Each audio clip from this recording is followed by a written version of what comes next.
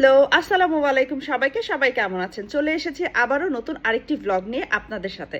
আজকে আমি আপনাদেরকে দেখাবো কিভাবে মুখের স্কিনের জন্য আপনি কোন ক্লিনজারটা ইউজ করলে আপনার মুখের স্কিনের জন্য আপনি বেশ উপকার পাবেন। তো যাদের আমার মতো ড্রাই স্কিন তারা কোন ক্লিনজারটা ইউজ করবেন। আমি সাধারণত আমার স্কিনের জন্য বায়োডার্মা সিভিএম জেলটা ইউজ করে থাকি, যেহেতু আমার স্কিনটা বেশ ড্রাই। সো আমার স্কিন ছোটোবেলা থেকেই অনেক ড্রাই এবং আমার বেশ ব্রণ ওঠে।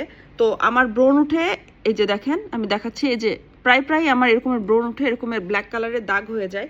সো সেই ক্ষেত্রে আমি এই ক্লিনজারটা ইউজ করে বেশ উপকৃত হয়েছি। এজন্যই আপনাদের সাথে এই ক্লিনজারটা শেয়ার করা এবং ভিডিও করা।